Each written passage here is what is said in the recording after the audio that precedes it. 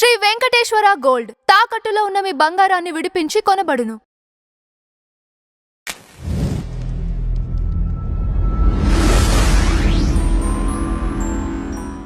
Recent గా ఇక్కడే ఒక ఇంటర్వ్యూ అయితే ప్రసాదం గన్నేరుతో పోల్చారు జాన్పాల్ గారు. ఏంటిది అసలు? మీరు అంతకుముందు మాట్లాడుతున్నప్పుడు ప్రవీణ్తో కానీ వాళ్ళతో మాట్లాడుతున్నప్పుడు కానీ మీరు ఆ హుందాగా బిహేవ్ చేసిన విధానం కానీ ఆ మెచ్యూర్డ్గా అడిగినటువంటి క్వశ్చన్లు కానీ ఇవన్నీ విన్న తర్వాత నేను మీతో చేస్తే బాగుంటుందని అనుకున్నా మనసులో. ఎందుకంటే నాకు చెప్పేది విని దానికి మరలా కౌంటర్ సరిగ్గా అదే మెచ్యూరిటీ అడిగినప్పుడు సమాజానికి కూడా సత్యం తెలుస్తుంది. నేను ఏదో చెప్పాను మీరు ఏదో అడిగారంటే కుదరదు అని ఇమ్మీడియట్గా నేనేమన్నా అంటే అన్న ఇప్పుడు కాల్ చేయండి, ఆమెకి కాల్ చేసి తనతో నాకు ఇంటర్వ్యూ కావాలి, సరిగ్గా ఇదే ప్రశ్న మీద ఇంటర్వ్యూ కావాలి. ఓకే, సావు అనే దాన్ని తీసుకొని రావడానికి దేవుడు సృష్టిలో ఎన్నో చేశాడు. అందులో గన్నేరు పప్పు తిన్నప్పుడు మనం ఎలాగ చచ్చిపోతామో అలాగే ప్రసాదం తిన్నప్పుడు ఫిజికల్గా చచ్చిపోం కానీ స్పిరిచువల్గా చచ్చిపోతాము ఆయన చేయొద్దు అన్న దాన్ని చేయడం ద్వారా అని అక్కడ పోల్చాను. అదే పోల్చిన మాట వాస్తవమే. నేను ప్రసాదాన్ని గన్నేరు పప్పుతో పోల్చలేదు, ప్రసాదం తింటే గన్నేరు పప్పు తిన్నట్టు నేను చెప్పలేదు. ఓకే, అందులో మీకు ఏమనిపిస్తుంది? దాంతో నాకు సమానం అనే కదా సార్ మీరు అన్నారు. మరి ఇప్పుడు నేనేమంటున్నాను, దాంతో ఇప్పుడు గన్నేరు పప్పు తింటే ఫిజికల్ గా చనిపోతారు, ప్రసాదం తింటే నేను స్పిరిచువల్ గా చనిపోతాను అని ఒక ఇప్పుడు మాట్లాడుతాను మిమ్మల్ని. ఇప్పుడు నా ఫ్రెండ్ ఒకటి ఉండే అజయ్ అని ఒకటి ఉన్నాడు. ఓకే, వాడికి ఏంటంటే వాడు పెరుగు కనుక వాడికి వాసన వచ్చినా సరే, నేను పక్కన ప్లేట్లో పెరుగు తింటున్నా సరే వాడు వాసన వచ్చి అమాంతం వాంతి చేసేస్తుంటాడు. పెరుగు అంటే వాడికి అసలు పట్టదు, ఎంత వేడున్నా ఏమన్నా సరే పెరుగు చనిపోయిన వాడు తిండి అసలు. ఇప్పుడు వాడంటే నాకు ఇష్టం, నా ఫ్రెండ్ వాడిని ప్రేమిస్తున్నాను అంటే వాడికి ఇష్టం లేని దాన్ని నేను వాడు పక్కన కూడా చేయకూడదు. అంతవరకు నేను పప్పు అన్నది అంటే హాస్టల్లో పెరిగాం కదా, అంతవరకు పప్పు రసం వేసుకొని తినేసి పెరుగు పాటు వచ్చినప్పుడు మజ్జిగ వేసుకొని తినే పాటు వచ్చినప్పుడు వాడు దూరంగా వెళ్ళేవాడిని, వాడికి రెస్పెక్ట్ ఇచ్చి. ఎందుకంటే వాడికి అది పడదు తిండవు. మరి మీకు నా మీద ప్రేమ ఉంటే ఇప్పుడు నేను విగ్రహారాధన సంబంధించేది చేయను అని తెలిసినప్పుడు పదే ప్రసాదం ఎందుకు తినకూడదు, ప్రసాదం ఎందుకు తినవు, మీరు కేకిస్తే తింటాం, మేము ఇంత తినాం, ఎందుకు వితండవాదం ఎందుకు నా తెలియగడుగుతాను. ఇప్పుడు మా చిన్నాన్న ఉన్నాడు, మా చిన్నాన్న మాతమ్మని గంగమ్మని ఆరాధించేటువంటి వ్యక్తి. మా చిన్నాన్న మా నాన్న మా చిన్నాన్న ఇంటిల్లి పాది వెళ్తారు. పల్లమ్మ తిన్నారని ఒకటి జరుగుతుంది మా ఏరియాలో, బాగా ఫేమస్ అది. అక్కడ వెళ్తారు, మా చిన్నాన్న వెళ్తారు. దానికని మా చిన్నాన్న ఏం చేస్తా అంటే సంవత్సరం అంతా ఒక కోడిని వదిలిపెడతాడు, ఒక పుంజుని వదులుతాడు. ఇది పల్లమ్మకి ఒక పిల్లని వదిలిపెడతాడు పుంజుని.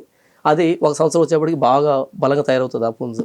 దీన్ని తీసుకుని వెళ్ళి అక్కడ కోసుకొని దాన్ని అక్కడి నుంచి మరలా ఇంటికి తీసుకొచ్చి కూరండి అందరు ఇంటికి తింటారనమాట. సరిగ్గా ఒకరోజు పొలం తినాలకి వెళ్ళారు, కోడిని ఏమంటారు కోసి వండేటువంటి సమయంలో నేను ఇంటికి వెళ్ళాను. అంటే రూమ్లో ఉన్నాను, చదువుకుంటా ఉన్నాను, ఫార్మసీ చేస్తుండే. ఇంటికి వెళ్ళాను, మా చిన్నాన్న చూసి వాడు వచ్చాడు, మనీ వచ్చాడు కదా అని చెప్పి ఇమ్మీడియట్గా టౌన్కి పంపించి ఒక 1/2 kg బ్రాయిలర్ కోడి చికెన్ తెప్పించి దానికి అసలు తగలకుండా సపరేట్గా కూర వండే. నాకు తెలియదు ఇదంతా. నేను అలా ఊరి మీద తిరిగి మొత్తానికి ఇంటికి వచ్చాను. రాగానే అందరూ వేసుకుంటున్నారు. నేను అలా చూసి ఎవరే కూర్చో అన్నాడు. వద్దు తినాను అన్న. కూర్చో నీకు వేరే ఉంది అన్నాడు. కూర్చో నీకు వేరే ఏముందబ్బా అనుకున్నా, పప్పు రసం చేస్తుంటా అనుకున్నా. అప్పుడు సపరేట్గా గిన్నె తీసుకొచ్చి సపరేట్గా అది వండి, ఇది బ్రాయిలర్ కూర నీకోసం తెప్పించాను, దాంతో నీకు సంబంధం లేదు, దాన్ని దీన్ని వండలేదు. ఇది నేను అది విగ్రహారాధన చెప్తూ అది తప్పని చెప్తూ ఉన్నా సరే మా చిన్నాన్న నన్ను ప్రేమించి ఇది వాడి విశ్వాసం. వాడికి నేను భోజనం పెట్టాలనుకున్నాను, వాడికి సంబంధించి పెడతాను. అర్థమవుతుందా? ఇది ప్రేమ. దీన్ని ప్రేమ అంటారు, ఇది ప్రేమ అంటారు. ఇప్పుడు నేను దాన్ని తిన్నాను, నా దగ్గర ఎందుకు తినిపిస్తావు? దీన్ని అనరు సార్ ప్రేమని. ఇప్పుడు మీ బాబాయ్ చేశారు చూసారా, దాన్ని ప్రేమ అంటారు. నేను దాన్నే ప్రేమ అంటున్నా. ఇప్పుడు మీరు అన్నారు చూసారా, మేము విగ్రహారాధన చేసిన దాన్ని తినము, లేకపోతే అవును తినను. ఇప్పుడు ఆయన చర్చికి రాడు, దీనిలో ప్రేమ మాత్రం లేదంటున్నాను. ఒక మాట చెప్తానండి, మా చిన్నాన్న చర్చికి రాడు. ఇప్పుడు నేను కొడుకునే, నేను వాకింగ్ చెప్తుంటే చర్చిలో కూర్చోడు, యేసుప్రభుకి ఏం ప్రార్థన చేయడు. మీరు చెప్పారు కదా క్లియర్ గా, ఆయన చెప్పాం కదా. కాబట్టి నేనేమో ఆయన అబ్జెక్ట్ చేయను. సమయం వచ్చినప్పుడు చెప్తాను, చిన్నాన్న ఈయన నిజమైన దేవుడు అని చెప్తాను. వాడు సర్లేరా అని మా చిన్నాన్న సర్లేరు మా చిన్నాన్న అంటాడు. ఓకేనా? ఏదైనా పండుగ జరిగినప్పుడు ఇప్పుడు సంక్రాంతి ఉంది, ఫోన్ చేస్తాడు, అరే వచ్చేయి అంటాడు.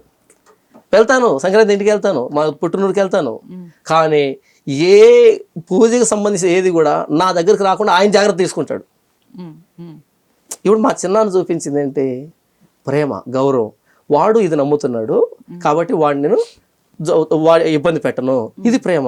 ఇప్పుడు నేనేంటి, నేను యేసు ప్రభువుని ప్రకటిస్తాను, కూర్చోబెట్టి ఇది నేను చెప్పను. మాటల మధ్యలో చిన్నానా ఎందుకు చిన్నానా ఇవన్నీ అని అంటాను. సర్లే అని నవ్వుతాడు, ఆయన అఫెండ్ కాడు, నవ్వుతాడు, ఎందుకంటే నా విశ్వాసం అది. ఆయన నాకేం చేయాలి చేస్తాను, నేను ఆయనకి ఏం చేయాలి చేస్తాను. ఇది మంచి వాతావరణం. అలా కాకుండా నువ్వు ఎందుకు తిన్నావు, దీంట్లో ఏముంది, దీంట్లో విషం ఉందా, వితండవాదం వద్దు. ఒకసారి నా బైబిల్ వద్దన్న తర్వాత నేను చేయను. ఇప్పుడు ఒకవేళ ఆ స్థానంలో నువ్వు ఏదైనా ఇంకా ప్రమాదకరం ఏదైనా పెట్టి, ఇప్పుడు చూడండి బైబిల్లో ఉన్న వద్దు అన్నదాన్ని నేను చేయకుండా ఉండేదానికి నా ప్రాణం తీసినా సరే నేను దానికి సిద్ధపడతాను. ఎందుకంటే ప్రాణం పోతే ఇక్కడ పోతుంది, ఏదో ఒకరోజు చచ్చిపోవాల్సింది. కానీ దేవుడు వద్దన్న దాన్ని చేసినప్పుడు నేను నరకానికి వెళ్తాను, దేవుడికి నేను శత్రువుని అవుతాను అనేది నేను నమ్ముతున్నాను. అలాంటప్పుడు నీ విశ్వాసం నా మీద రుద్దొద్దు, అడగడం నీ బాధ్యత. వద్ద పని తీసుకున్నట్టే సర్లే ఓకే అంతే.